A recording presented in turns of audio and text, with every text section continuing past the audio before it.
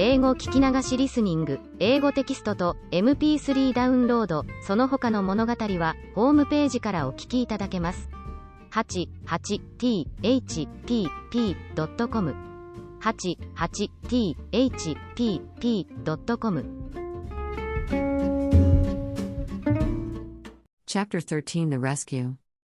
The Cowardly Lion was much pleased to hear that the Wicked Witch had been melted by a bucket of water, and Dorothy at once unlocked the gate of his prison and set him free. They went in together to the castle, where Dorothy's first act was to call all the Winkies together and tell them that they were no longer slaves. There was great rejoicing among the yellow Winkies, for they had been made to work hard during many years for the Wicked Witch, who had always treated them with great cruelty. They kept this day as a holiday, then and ever after, and spent the time in feasting and dancing. "If our friends, the Scarecrow and the Tin Woodman, were only with us," said the Lion, "I should be quite happy." "Don't you suppose we could rescue them?" asked the girl anxiously. "We can try," answered the Lion. So they called the yellow Winkies and asked them if they would help to rescue their friends, and the Winkies said that they would be delighted to do all in their power for Dorothy, who had set them free from bondage. So she chose a number of the Winkies who looked as if they knew the most, and they all started away. They traveled that day and part of the next until they came to the rocky plain where the Tin Woodman lay, all battered and bent. His axe was near him, but the blade was rusted and the handle broken off short. The Winkies lifted him tenderly in their arms, and carried him back to the yellow castle again, Dorothy shedding a few tears by the way at the sad plight of her old friend, and the Lion looking sober and sorry. When they reached the castle, Dorothy said to the Winkies, "Are any of your people tinsmiths?" "Oh, yes. Some of us are very good tinsmiths," they told her. "Then bring them to me," she said.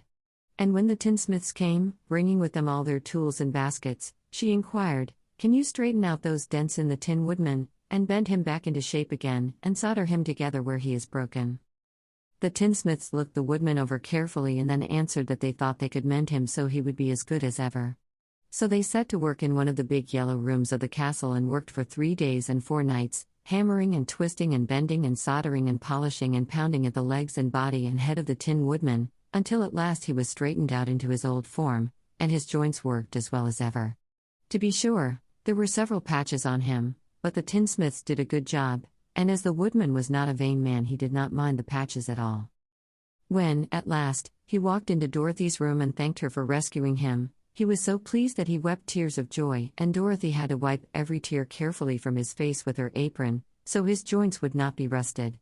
At the same time her own tears fell thick and fast at the joy of meeting her old friend again, and these tears did not need to be wiped away. As for the Lion, he wiped his eyes so often with the tip of his tail that it became quite wet, and he was obliged to go out into the courtyard and hold it in the sun till it dried. "If we only had the Scarecrow with us again," said the Tin Woodman, when Dorothy had finished telling him everything that had happened, "I should be quite happy." "We must try to find him," said the girl.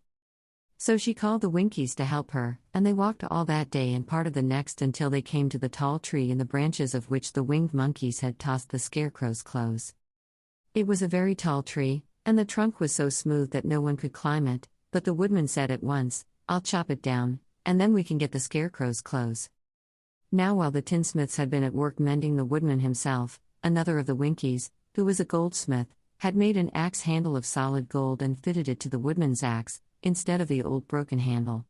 Others polished the blade until all the rust was removed and it glistened like burnished silver. As soon as he had spoken, the Tin Woodman began to chop, and in a short time the tree fell over with a crash, whereupon the Scarecrow's clothes fell out of the branches and rolled off on the ground. Dorothy picked them up and had the Winkies carry them back to the castle, where they were stuffed with nice, clean straw, and behold, here was the Scarecrow, as good as ever, thanking them over and over again for saving him. Now that they were reunited, Dorothy and her friends spent a few happy days at the Yellow Castle, where they found everything they needed to make them comfortable. But one day the girl thought of Aunt Em and said, "We must go back to Oz and claim his promise." "Yes," said the Woodman, "at last I shall get my heart."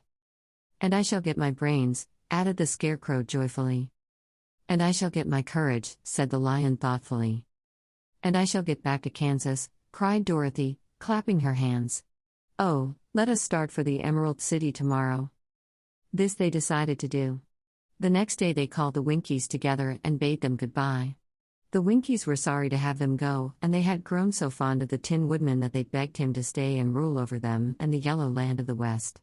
Finding they were determined to go, the Winkies gave Toto and the lion each a golden collar, and to Dorothy they presented a beautiful bracelet studded with diamonds, and to the Scarecrow they gave a gold-headed walking stick, to keep him from stumbling, and to the Tin Woodman they offered a silver oil can, inlaid with gold and set with precious jewels.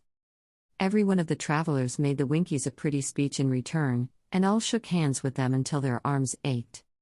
Dorothy went to the witch's cupboard to fill her basket with food for the journey, and there she saw the golden cap. She tried it on her own head and found that it fitted her exactly. She did not know anything about the charm of the golden cap, but she saw that it was pretty, so she made up her mind to wear it and carry her sunbonnet in the basket. Then, being prepared for the journey, they all started for the Emerald City, and the Winkies gave them 3 cheers and many good wishes to carry with them.